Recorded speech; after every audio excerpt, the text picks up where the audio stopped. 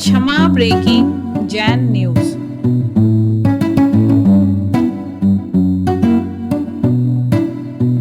महाराज श्री ने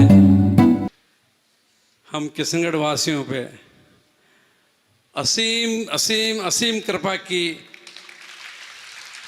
जो हमारे निवेदन को उन्होंने स्वीकार किया और हम किशनगढ़ वासियों को चातुर्मास दिया। पर महाराज श्री, अभी हमारा मन भरा नहीं है।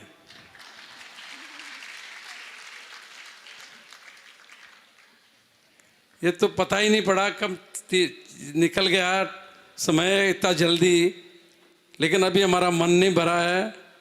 तो मैं समस्त समाज की ओर से आपसे निवेदन करता हूं कि शीतकालीन वासना भी आप किशनगढ़ ही करें।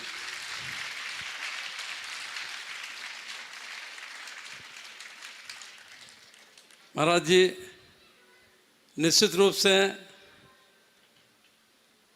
हमारा पुण्य तीव्र था जो आपका यहाँ ग्रीष्मकालीन वासना के लिए आना हुआ और हमारे को चातुर्मास मिल गया। और हम सबकी भावना आपने पूर्ण की। हम आपका ये उपकार कभी भी किशनगढ़ वासी नहीं भूलेंगे। हमेशा पूरे संघ के आपके ऋणी रहेंगे।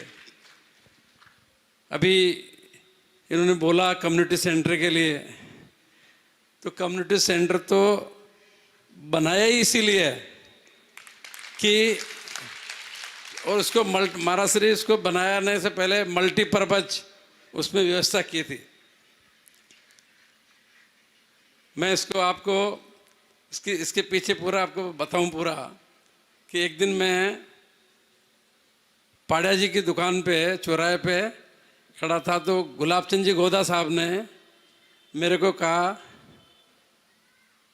और बहुत ज़ोरदार बात कही महाराज जी। उन्होंने कहा कि किशनगढ़ में एक धर्मशाला तो बनवा, और उन्होंने साथ का साथ कहा कि बनवा, और उसके बनवाने के बाद समाज को मत देना, बना के तुम खुद ही व्यवस्था रखना उसकी। समाज को देने के बाद में फिर वो व्यवस्था नहीं हो पाएगी। फिर मैंने हमारे बाबा से पूछा कि भैया बनवा लें, धर्मशाला बनवा लें। तो उन्होंने कहा कि भाई ज़रूर बनाओ, और मैंने उनको किसी तरह ना करे वो, तो मैंने उनको कहा कि बहुत ज़मीन महंगी है। तो उन्होंने कहा कि अपना तो सस्ती ली हुई है और फिर उनको कहा होंगे बहुत सारे पैसे पूरे होंगे। तो उन्होंने कहा कि देखो उधार लाके तो करना नहीं, और तुम्हारे पास पैसे हैं तो ज़रूर लगाओ। और कम्युनिटी में तो वो समझते नहीं थे धर्मशाला के लिए उनको कहा। तो उन्होंने मेरे को जो कहा, महाराज जी देखो कितने पुराने आदमी थे, कितनी ज्ञान की बात कही। उन्होंने कहा कि देख अशोक, तुम लोगों के पास ये पैसे है ना, ये एक दिन पूरे हो जाएंगे, पर जो इन कामों में निकल जाएंगे वो बच जाएंगे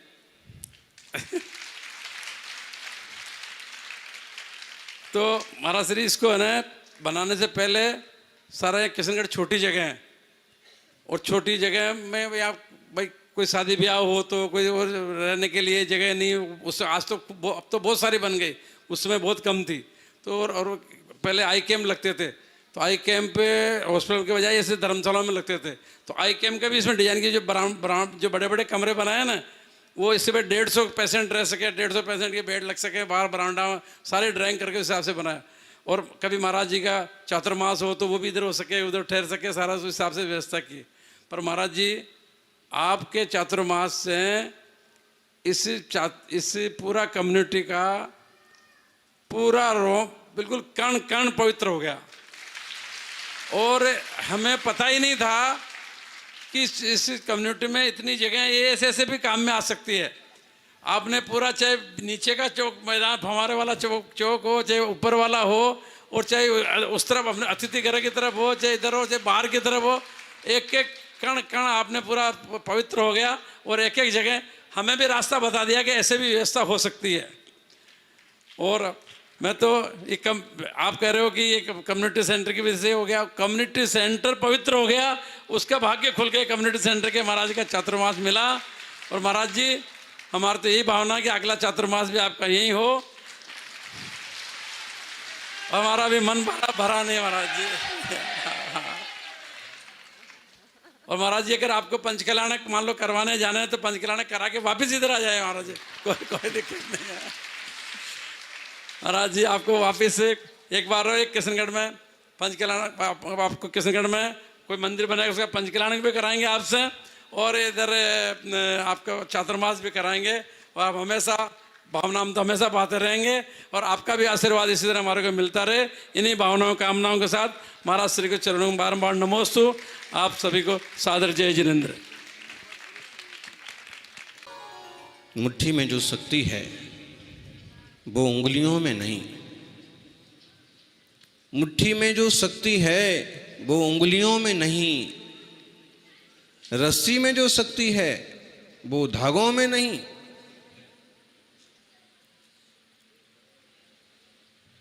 और समाज में जो शक्ति है वो अकेले इंसान में नहीं। अकेला इंसान कितना शक्तिशाली हो, लेकिन समाज की बात विशेष होती है। झाड़ू तब तक जब तक बंधन में होती है तब तक कचरे को साफ करता, और जब वह बिखर जाता है तो खुद कचरा हो जाता है। इसलिए हमेशा अपनों से बंधे रहो, अपने से बंधे रहो, क्योंकि एकता में ही शक्ति है, संघे शक्ति कलो युगे। एक साथ आना शुरुआत है, एक साथ पहले दिन प्रवेश हुआ और पहले दिन ही नारियल चढ़ गया चातुर्मास का। गजब।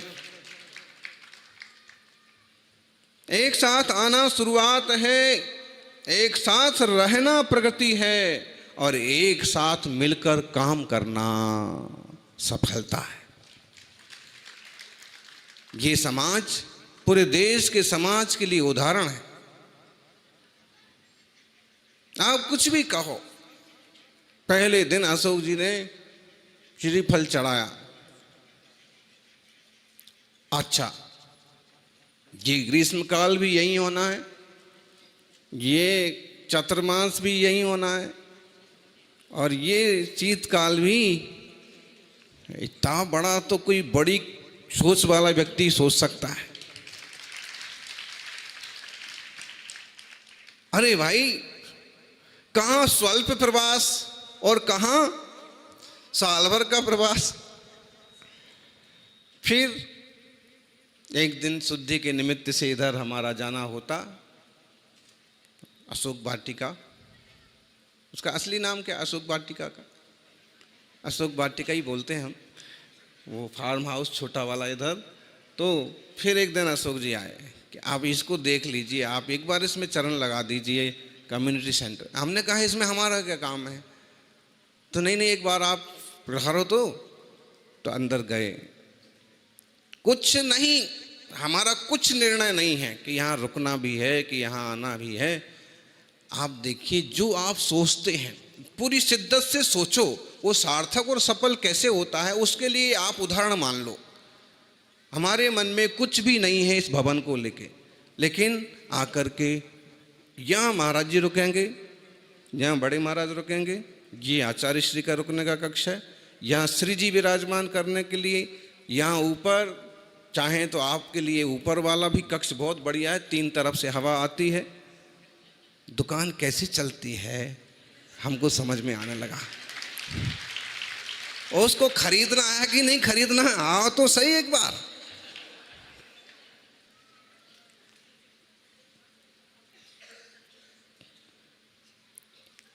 और फिर पूरा घुमाया, फिर हम निकलने लगे तो बोले सामने वाला भी देख लो।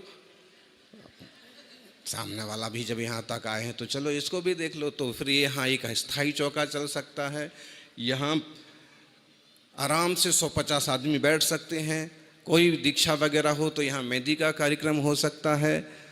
और अब यहाँ जो है फिर उसके ऊपर आराम से एक साथ 400 लोग आराम से रुक सकते हैं। हम तो यूं ऊपर ऊपर से सुनते रहे कि इतनी भावना से बता रहे हैं तो सुनो तो कम से कम, और फिर निकल गए। फिर हमने उनको कहा भी संघ में कि देखो इतने भाव से बता रहे हैं, लेकिन अपना तो निश्चय ही नहीं है। ज़्यादा से ज़्यादा जिनका घोर आग्रह चल रहा है तो दिल्ली मान लो, और नहीं तो वापिस अपन जिस तरफ बढ़ रहे हैं इस दिशा में, मतलब उस समय तक कोई भी निश्चय नहीं। लेकिन फिर आग्रह, फिर श्रुत पंचमी को आग्रह, फिर एक दिन विनोद जी स्पेशल रूप से, फिर एक दिन संजय जी, फिर ऐसा प्रकाश जी, और वो माइंड, ऐसा माइंड विरास क्या क्या बोलते हैं, सोच ही बदल दी। एक परफेक्ट शुरुआत।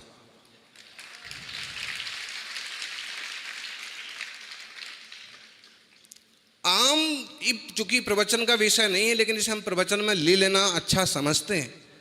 अक्सर कर कई सारे गांवों में एक दो नेता टाइप के लोग होते हैं, या तो वो ईमानदारी और निष्ठा से निर्वाह करते हैं तो ठीक है, और उसमें या एक दो ऐसे होते हैं कि तानाशाह टाइप के होते हैं।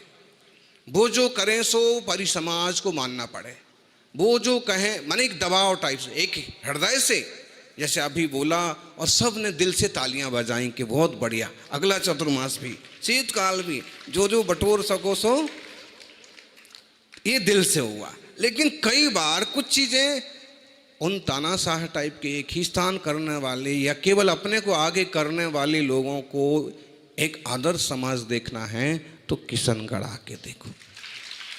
भले दो पंचायत समिति हो, पूजा पद्धति के कारण से, पुराने सिस्टम के कारण से, लेकिन आप देखो दोनों अध्यक्ष एक साथ बैठे हैं, 4 अंगुल का भी फासला नहीं। और उसके ऊपर हाँ, एक राहु और एक केतु बनते हैं समाज में। 2 मंदिर भी हों तो एक उधर बैठता है, दूसरा उधर बैठता है। कैसे समाज चलेगा? कैसे समाज की प्रभावना होगी? कैसे मुनिजनों का आनंद से चतुर्मास होगा? वो तुम्हारे झगड़े निपटाएंगे कि अपनी साधना करेंगे? लेकिन जहाँ बाहर बाहर ही वो सब चीज़ें संभालते हैं, कहाँ क्या व्यवस्था चाहिए, कहाँ किसको समझाना है, और उसके ऊपर एक हो गए प्रधानमंत्री, एक हो गए गृह मंत्री, लेकिन उसके ऊपर भी एक राष्ट्रपति भी है।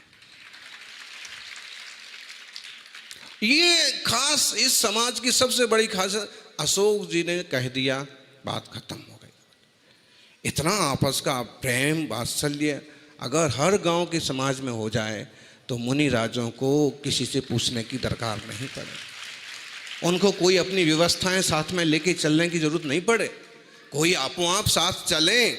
जैसे अभी 10-12 नाम गिनाए, तो ऐसे आपो आप श्रद्धा से चलें, अपनी व्यवस्थाएं पकड़ें, वो बात अलग है। लेकिन मुनियों को व्यवस्था में माथा लगाने की जरूरत नहीं पड़े, वो खुद ही करते हैं, खुद ही संभाल लेते हैं। देखिए कम्युनिटी के लिए तो खूब लोग तारीफ कर ही रहे हैं, बाकी ये है कि इस तरह के प्रांगण अगर हर बड़ी समाज के पास हों तो उन्हें किसी औरों के सामने हाथ फैलाने की जरूरत नहीं पड़े। समाज के कार्यक्रमों के लिए किसी होटल का मुंह नहीं देखना पड़े, वहाँ की गंदी बाड़े में अपने संस्कार नहीं बिगाड़ना पड़े। हर समाज के पास एक ऐसा सिस्टम हो। और विशेषता, जब चतुर्मास के लिए आग्रह हुआ, प्रवेश हुआ, तो अशोक जी एक दिन बोले कि महाराज जी शुरू से एक मन बनाया है कि चतुर्मास के कुछ दिनों पहले बुकिंग देना बंद कर देना है, और अंदाज लग गया कि कोई मुनिराज का संयोग बन सकता है, कोशिश करेंगे कि कोई संघ पधारे। अगर कोई साधु संघ पधारेगा तो चतुर्मास भर किसी को भी कम्युनिटी नहीं देना है, ये हमारा मानसिक संकल्प है। बताइए। और अगर आज देखिए आप, गांव में छोटी सी धर्मशाला रहती है, वही किराए पर उठा देते हैं, और मुनिराज आते हैं तो उन, अब कैसे होगा, ये तो भाड़े पर दी हुई है, ये तो ऐसे, ये उदाहरण है। भाड़े पर भी दो तो इस अंदाज में दो, इस स्टाइल में दो, इस ढंग से दो कि अगर आपको ज़रूरत है तो 8 दिन 15 दिन पहले आप उसका उपयोग कर सकें, उसे खाली करा सकें, या जो भी सिस्टम हो, या उसका एक सेपरेट हिस्सा हो कि ये 2 कक्ष तो जो है मुनिराजों के लिए है। हम लोगों का बिहार हुआ अशोक जी, पलवल के पहले और क्या मिला था, एक और था, वहां भी कई सारे श्रावक थे। स्कूल जैनोइंग का था, चूंकि बड़ा संघ था तो स्कूल भी खाली हो गया, व्यवस्था भी बन गई। लेकिन समाज से बाद में मालूम पड़ा कि 1-2 साधु आते हैं तो ये स्कूल में ठहरने ही नहीं देते। बोले स्कूल चल रही है कौन? वो समाज के ही लोग हैं। अध्यक्ष कौन है? समाज के ही हैं। मंत्री कौन है? समाज के ही हैं। स्कूल किसकी है? समाज की है। वो मंदिर के अध्यक्ष वो भी समाज के ही हैं। लेकिन आपस में इतना कम्युनिकेशन गैप, इतनी नासमझी कि मौके पर भी ऐसी बेवकूफ़ी कर लेते हैं लोग। ऐसा नहीं होना चाहिए। समाज का कॉपरेशन देखना है तो एक बार किशनगढ़ आना होगा। जितने मंदिर हैं वो सब हमारे, जितनी धर्मशालाएं हैं वो सब हमारी। कोई भी श्रावक यहाँ का कह सकता है। आप वहाँ रुकना चाहते हैं मुनि महाराज, श्रावक आए वहाँ रुकना चाहते हैं, साधु वहाँ विश्राम करना चाहते, कहीं कोई रोक टोक नहीं। हर जगह के प्रतिनिधि सेवा और व्यवस्था के लिए तैयार। आपस में इतना संपर्क और देवशास्त्र गुरु के प्रति ऐसी अथाह भक्ति। अभी एक और नया प्रयोग आप देखेंगे, उसका प्रैक्टिकल प्रयोग हो, उसका लोकार्पण होना है कल, लेकिन सब लोग देखने मत आना। मतलब है कि मुनिराज आ गए। अब कल किशनगढ़ छोटा था, आज तो वो समझ लीजिए कि मेट्रो सिटी बनने की दौड़ में है। आज वहां से वहां तक गिनो तो लगभग 20 किलोमीटर का प्रांगण इस सिटी ने घेर लिया। और अगर आप अजमेर टच मानो तो भी कोई खास बात नहीं है।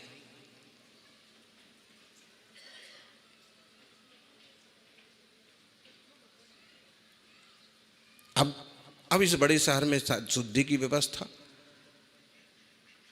मंदिर के पास बड़ा सारा प्लाट जो उपलब्ध हुआ, जैसे मिला जिस कीमत में हाथों हाथ लिया और उसको इस ढंग से तैयार किया, एक साथ 20-25 साधक भी अगर शुद्धि को जाना चाहें, निहार शुद्धि को, आराम से जाएं। और व्यवस्था कैसी? जैसी मतलब चूंकि दूर जाना चाहिए, गुण स्थान में आना चाहिए, गांव के बाहर जाना चाहिए, मूलाचार ये कहता है। लेकिन अब कोई गांव के बाहर जाने की कोशिश करे तो 90 डिग्री तक तो गांव का बाहर ही नहीं है। तो 10 किलोमीटर रोज शुद्धि को जाए तो उसका क्या हाल हो। चूंकि कृषि मंडी में भी वहाँ भी श्रावकों का अच्छा वर्चस्व है, वहाँ भी जगह है, लेकिन फिर रोज कौन 2 किलोमीटर जावे, तो वहाँ अच्छे से हो। ये शहरों की, बड़े शहरों की समाज के लिए एक आदर्श व्यवस्था का एक नवीनतम प्रयोग है। बनाया उसको जंगल की तरह। हमको बता रहे थे अशोक जी, इस टाइप के बड़े पेड़ लगाएंगे कि बाहर से किसी को दिखे नहीं। पेड़ इस टाइप के होंगे जिस पर किसी तरह की छोटी जाति के कीड़े मकोड़े आते नहीं हैं, पैदा नहीं होते, ताकि वो यहाँ की शुद्धि को गए और चींटियाँ ही चींटियाँ घूम रही हैं। और फिर जहाँ शुद्धि की जगह रहेगी वहाँ पूरा मिट्टी वाला, ताकि वो खेत की फीलिंग आए, आराम से शुद्धि। अब इसकी इतनी व्यवस्था, इतना व्याख्यान और टीवी पर इसलिए कर रहे हैं ताकि बड़े शहरों की समाज के ध्यान में भी आए कि ऐसा भी कुछ हो सकता है। देखो, ये तो पक्का है, इस युग में मुनिराज शुद्ध जंगल में तो जाना मुश्किल है। विराजेंगे तो ज़्यादा से ज़्यादा तीर्थों पर, वो उनका सौभाग्य। लेकिन अगर शहर और गांव में आ गए तो इस समाज का सौभाग्य है। अब उन शहर और गांव में उनको ज़्यादा समय तक रोकने का तरीका ये है कि उनकी अनुकूल व्यवस्थाएं हों।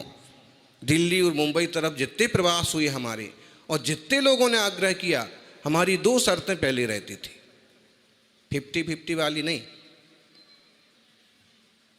एक शर्त तो ये, क्या आपके वहाँ शुद्ध आहार की व्यवस्था हो सकती है, कुएं के जल की हो, और जो व्यवस्था होती है शुद्ध आटे और ये सब चीज। दूसरी, निहार शुद्धि। क्या ऐसा कोई छोटा मोटा जंगल है जहाँ साधु जा सकते? और आप कुछ भी कहो, चाहे जुहू और चौपाटी तक नहीं क्यों नहीं गए हों, बांद्रा में क्यों नहीं संग रहा हो, तो भी शुद्धि की स्पेशल व्यवस्था मिली, बाकायदा जंगल मिले कहीं। और दिल्ली में भी ये होता ये था कि संघ था विवेक विहार में दिल्ली में, और शुद्धि को जाते थे यूपी में, सूर्यनगर। क्यों? उस तरफ गार्डन बहुत बढ़िया था, गार्डन था, और इस टाइप से बंद टाइप का था कि किसी का कोई दखल नहीं। बस एक बड़ी सड़क पार करते थे, 6 लाइन, ये आधा किलोमीटर लगभग, और फिर उसके बाद आहार होता था दिल्ली में, निहार होता था यूपी में। हाँ, कोई छोटे मोटे संघ थोड़ी हैं हम लोग, बड़ा संघ, बड़ी व्यवस्था है। मतलब है कि आप व्यवस्थाएं श्रावक ये तो जुटा लेते हैं, ढूंढे तो मिला लेते हैं। वो एक अभिनव प्रयोग पूरी समाज, और श्राविकाओं की तो बात ही मत करिए, उनको तो बसंत जी ने भी छोड़ दिया कि बोले अगर हम एक एक का नाम लेने जाएं तो सबका कुछ ना कुछ योगदान है। और आज भी हमारी मातृशक्ति की ये समझ है और समर्पण है कि परिवार के मुखिया का सम्मान हो गया तो हम सबका सम्मान हो गया। अभी वो गंदगी यहाँ नहीं पहुँची है कि सबको अपना अपना चाहिए, अलग अलग चाहिए। और आप देखिए,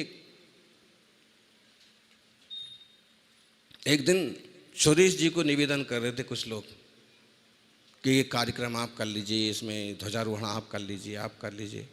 तो उनने कहा कि जब तक भाई साहब हैं उपस्थित तो भाई साहब करेंगे, भाई साहब नहीं हैं तो फिर मेरा नंबर आता है, फिर मैं करूँगा। बात समझ में आई? कम्युनिटी सेंटर अकेला नहीं, कम्युनिटी का भी सेंटर, मतलब यूनिटी। आप परिवार को सम्मान दें। विनोद जी हैं, कैलाश जी हैं, राम लक्ष्मण,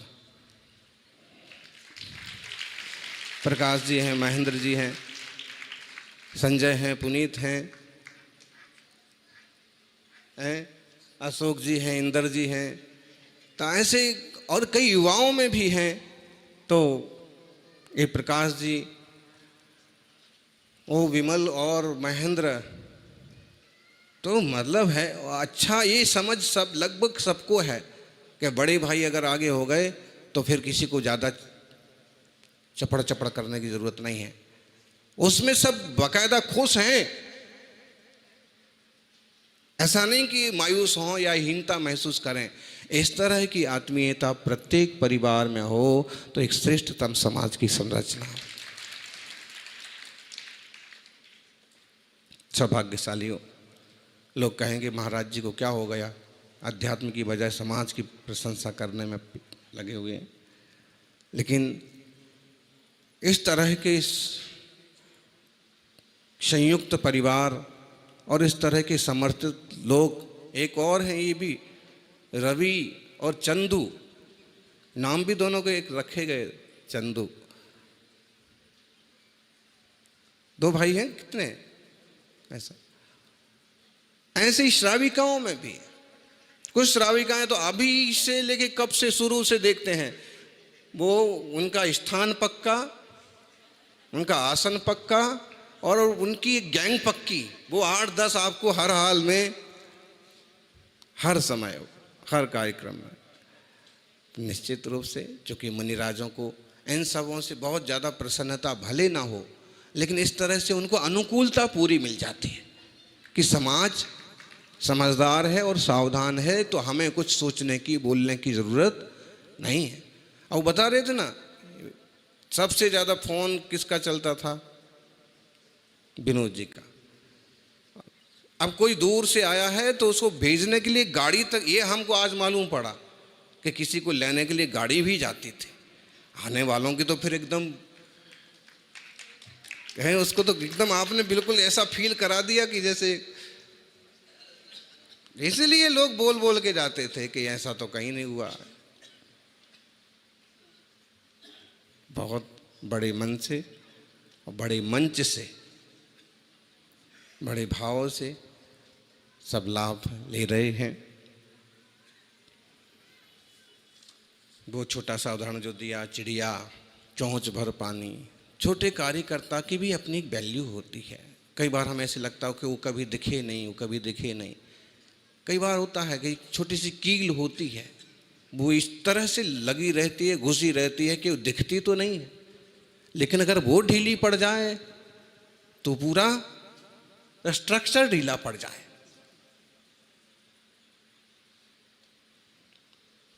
कोई बुंदेलखंड के लोग अशोक जी से बात कर रहे थे, उनने बाद में हमको आके बताया, तो बोले कि अशोक जी बोले कि देखो तुम लोग काम तो अच्छा करते हो, लेकिन 2 रुपये बचाने के चक्कर में 200 रुपये का नुकसान कर लेते हो। मतलब अगर कुछ भी काम करने जा रहे हो तो उसको स्पेशल ढंग से उसके जिम्मेदार लोगों से विधिवत रीति से, और जो उसमें जो लगता है वो लगा करके करो। और अगर उसमें तुमने जरा सा बचाने की कोशिश की तो चीजें, एक कील बचाने की कोशिश की तो पूरा स्ट्रक्चर हिलेगा।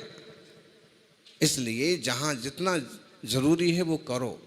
ऐसे ही हम समाज में समझ लें कि एक पद विहार में निरंतर साथ चलने वाला एक छोटा कार्यकर्ता भी बहुत बड़ी वैल्यू रखता है।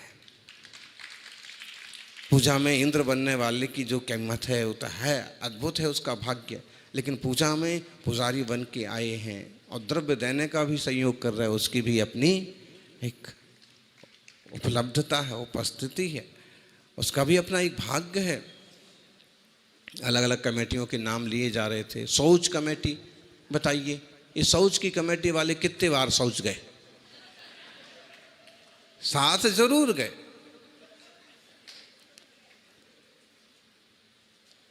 लेकिन वो भी बहुत बड़ी जरूरत है।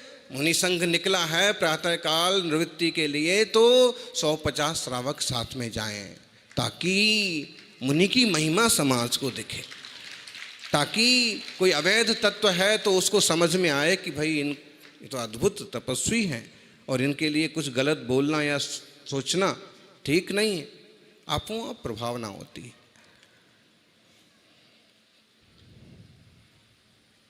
टीम वर्क बहुत ज़रूरी है। तुम कितने टैलेंटेड हो, तुम्हारी स्ट्रेटजी कितनी कमाल की है, अगर आप अकेले काम कर रहे हो तो आप हमेशा उस व्यक्ति से हार जाओगे जो व्यक्ति टीम के साथ काम करता है। क्रिकेट में 11 चाहिए। अगर आप बैटिंग कर रहे हैं तो अकेले भी कर सकते हैं, लेकिन यदि आप बॉलिंग कर रहे हैं, काम कर रहे हैं, तो 11 चाहिए। ये एक व्यक्ति 11 का काम सक्षम हो सकता है, पावरफुल हो सकता है, रनिंग में पावरफुल हो सकता है, बैटिंग में पावरफुल हो सकता है ऑलराउंडर हो, लेकिन जब काम करने की बारी आएगी, टीम वर्क की बात आएगी, तो उसको 11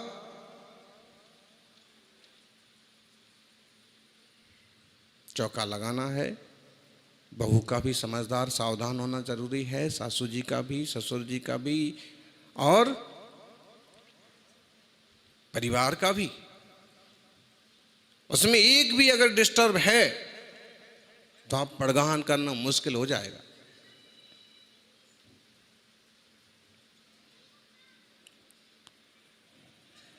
इसलिए सफलता की कुंजी अकेले आपके काम करने में नहीं है, आपके साथ जो टीम है वो टीम भी सफलता में बहुत। अब जब देखा है तो आ जाता है जीप पर रास्ते में पोस्टर लगे थे, बड़े बड़े वो होर्डिंग्स लगते ना, वंडर सीमेंट। अब फोटो लगे थे उसमें कर्मचारियों के, 3-4 कर्मचारी इधर खड़े हैं, 3-4 इधर खड़े हैं, बीच में अमिताभ बच्चन खड़े हैं। तो एक विचार आया कि ये जो खुद ही मिल के आए तो अपना ही फोटो लगा देते तो ऐसा क्यों किया जी? बात ठीक है, चेयरमैन हैं, पावरफुल हैं, लेकिन इसके पीछे की समझदारी कि जो लोग हार्ड वर्क कर रहे हैं, अगर उनको इस तरह का सम्मान मिलेगा तो निश्चित रूप से वो आपका सवाया काम करके देंगे। उनको गुड फील होगा, उनको अच्छा लगेगा कि जिनके पास हम काम कर रहे हैं उनको हमारी कितनी तवज्जो है, कितनी कीमत है। इसलिए आपके पास एक श्रावक, एक व्यक्ति, एक नौकर भी काम करता है तो उसको भी कभी कभी ढंग से फील कराओ कि काम करने के लिए तुम बहुत ज़रूरी हो, लेकिन उतना ही फील कराओ कि वो अपने आप को आपका बॉस ना समझने लगे। ये टीम वर्क का एक उदाहरण दिया आपको। चाहे परिवार हो, चाहे व्यापार हो, चाहे समाज हो और चाहे नगर हो, बिना टीम वर्क के सम्मान नहीं पाता, नाम नहीं कमाता। आज ऐसे परिवार हैं जिनके देश भर में नाम रहे, लेकिन आपस की खींचतान में उनकी वैल्यू लगभग, आप कह लो थोड़ा गांव में पहुंचे तो थोड़ा पूछ लेते हैं कोई, नहीं तो लगभग 0 हो गई उनकी लापरवाहियों से।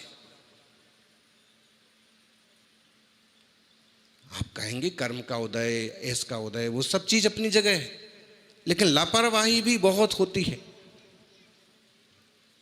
अपन लापरवाही से बचें और सही सही समय पर सही सही काम करते रहें। मुखिया मुखसा चाहिए। अब शुरुआत में सम्मान करने की बारी आई तो बोले हैं, दोनों अध्यक्ष एक साथ बोले, एक स्वर मिलाने वाली अध्यक्ष देखना है आपको तो आपको यहाँ आना पड़ेगा। बाकी कई बार तो अध्यक्ष और मंत्री का ही स्वर नहीं मिलता है। जब तक आपस में सुर नहीं मिलता है ना, ये संगीतकार बैठे, जब तक आपस में सुर नहीं मिलता है तब तक कोई संगीत भी नहीं बनता। और जहां सभी समझदार और बड़े लोगों के सुर मिल गए तो उस समाज ही संगीत हो जाता है। उनने कहा कि पहले कार्यकर्ताओं का ही सम्मान होना चाहिए, उनका ही सहयोग है, तो उनने भी कहा सच्चाई है। और इस सच्चाई को इतने बड़े मन से बहुत कम लोग स्वीकार पाते हैं। अक्सर कर देखा होगा, काम जिनने किया वो पीछे रह जाते हैं। जलती बाती है, नाम दीपक का होता है।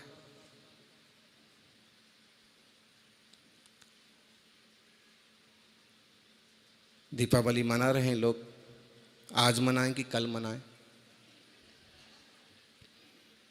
घर में खुशहाली है तो हर रोज दीपावली है, समाज में खुशहाली है तो हर रोज दिवाली है, मन में खुशहाली है तो हर रोज दिवाली है, व्यापार में ग्राहक के साथ खुशहाली है तो हर रोज दिवाली है। इसलिए 31 को मनाओ कि 1 को मनाओ, हमारी तो हर रोज दिवाली है। फिर भी प्रभु महावीर के निर्वाण उत्सव से हम जोड़ के देखें तो कल दिवाली है, 1 नवंबर को दिवाली है।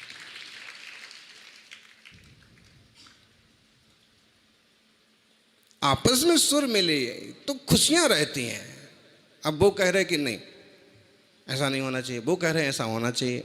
अरे आप 2, आप 4 लोग, आप एक ही जैसे सोच वाले लोग अपने विचार नहीं मिला पा रहे हैं तो आप करेंगे कैसे काम? लेकिन अगर हम अपने से बड़े को तवज्जो दे दें, एक बार अपने समान वाले को तवज्जो दे दें कि हाँ भाई साहब ने कह दिया, बस बात ठीक है, हो गई बात।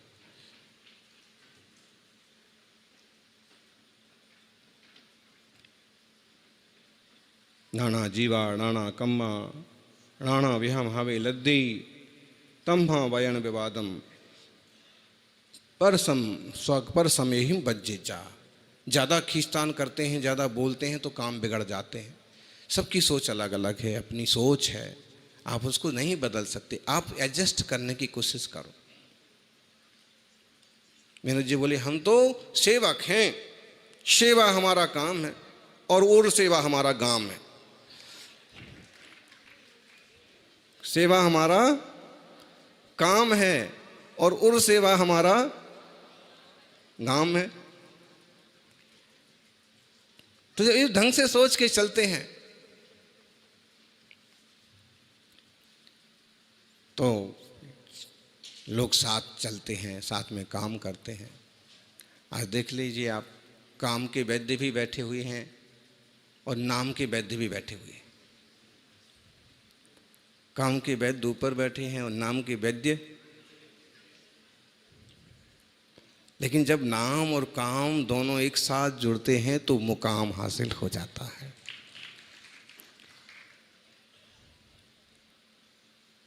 शुरुआत भी अच्छी और समापन भी अच्छा होने जा रहा है।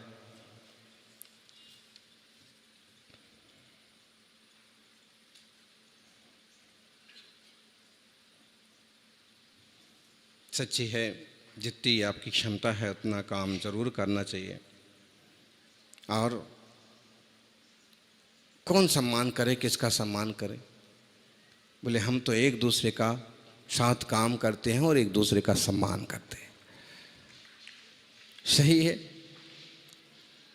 काम का और उनके सोच का सम्मान। सामाजिक समरसता के लिए आपसी समझदारी बहुत जरूरी है। मुखिया मुखसा चाहिए खान पान का एक, पाले पोसे सकल अंग ज्ञानी सहित विवेक। मुखिया कैसा होना चाहिए?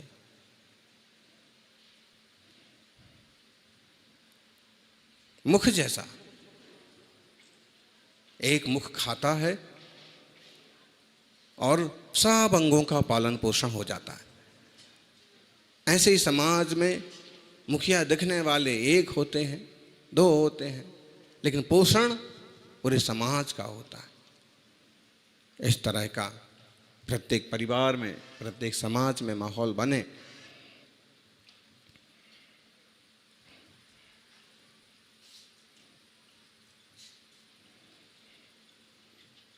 बाकी दबाव वाली नीतियाँ, तानाशाही वाली नीतियाँ कहीं कहीं लोग अपनाते हैं।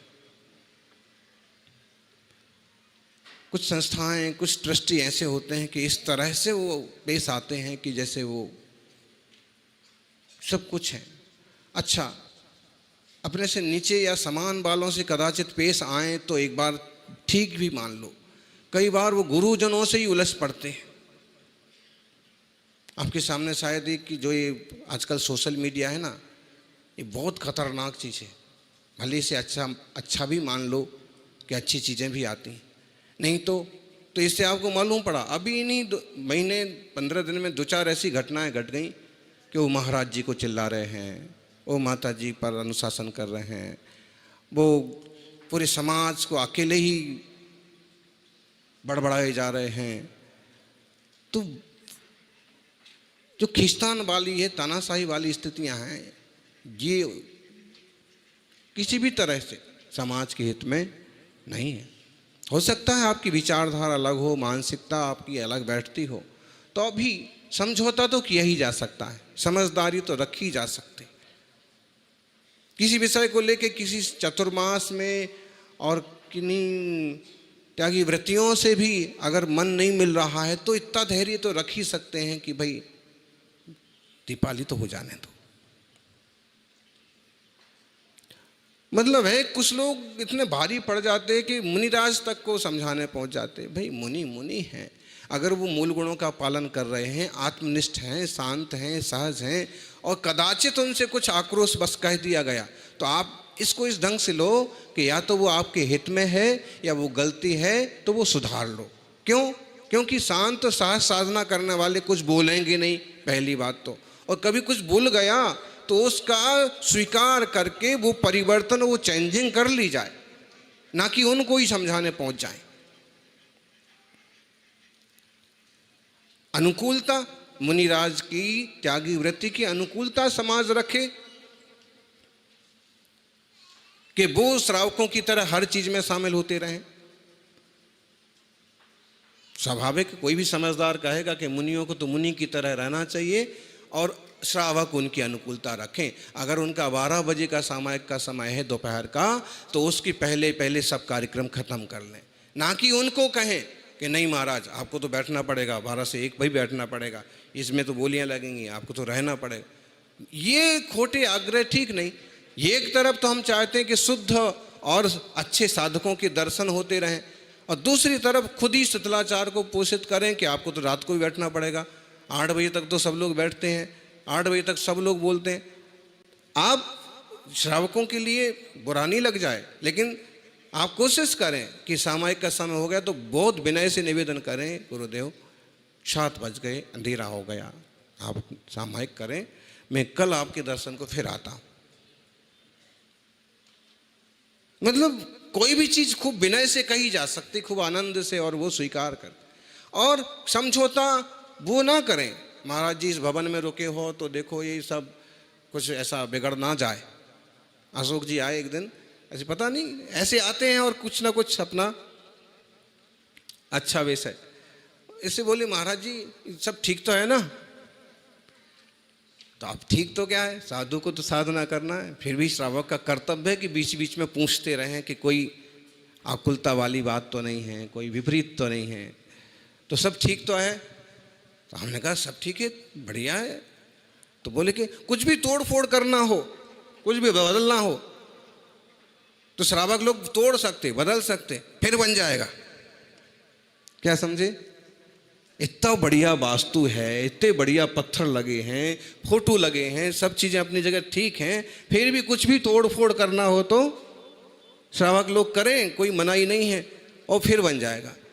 आप देखिए ऐसे कितने श्रावक मिलते हैं। कुछ तो ये शिकायत करने आ जाएंगे कि 2 पाटे टूट गए, अलमारी का कुंदा उखड़ गया, ऐसे लोग मिल जाएंगे आपको।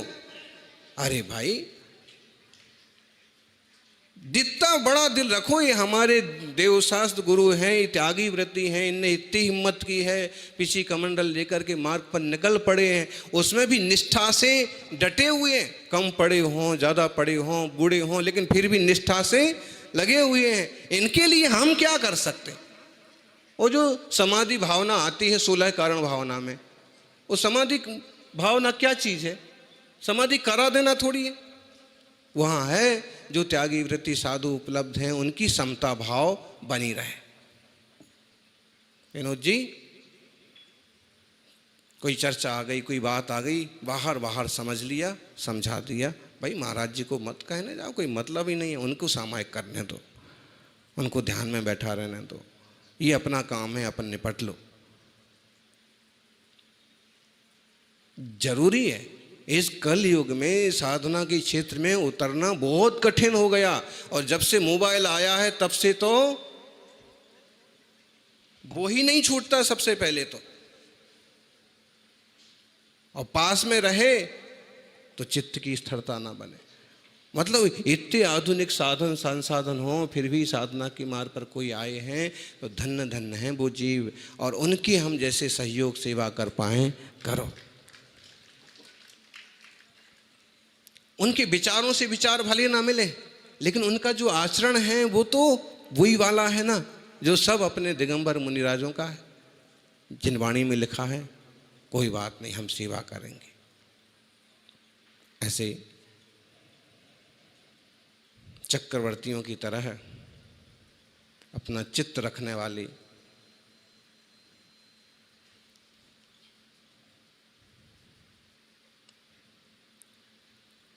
अशोक जी,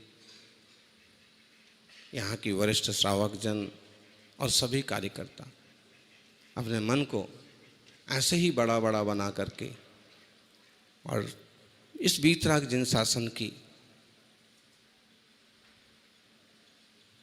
यज्ञाग्नि में आहुतियाँ देते रहें, और आत्महित के साथ साथ जनहित करते रहें और जन शासन की प्रभावना करते रहें, यही मंगल भावना। जो कि आज तीर्थंकर महावीर स्वामी की कथा का सेकंड पार्ट लेना था, लेकिन ये आज श्रावकों का प्रबोधन हुआ। उन वर्धमान स्वामी का चरित्र अपन कल उनके निर्वाण कल्याणक के दिन और समझेंगे। समय सुनिश्चित है, निश्चित समय पर सब चीज़ें सबको करना है और कब पूरा लाभ लेना है। और पूरे देश भर में 2550वें वर्ष का निर्वाण उत्सव चढ़ जाएगा कल प्रातःकाल से 10-11 बजे तक पूरे देश भर में बड़े बड़े भक्ति भाव से श्रद्धा पूर्वक, और लाड़ू भी चढ़ेंगे, भजन भी होंगे, पूजन भी होंगे।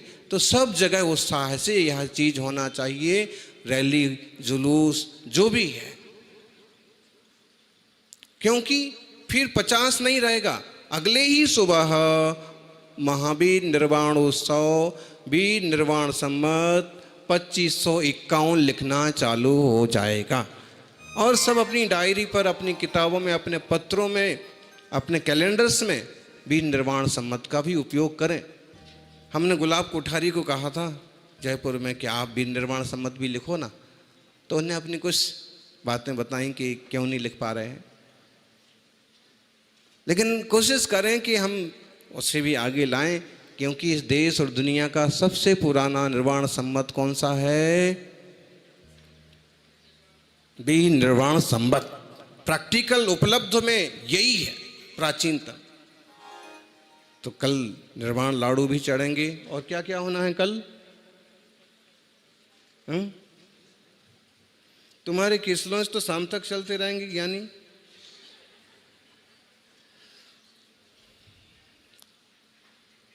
और परसों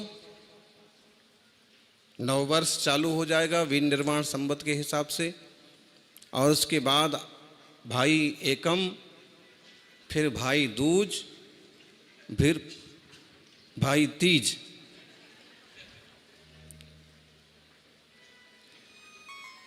तो एक अच्छे अवसर हैं। और पिछी परिवर्तन का तो सबको पता ही है, कई लोगों ने फार्म भरे हैं। एक फॉर्मेलिटी भी ज़रूरी होती है ताकि संज्ञान में आ जाए कि किस ढंग से सभी लोग उसमें भी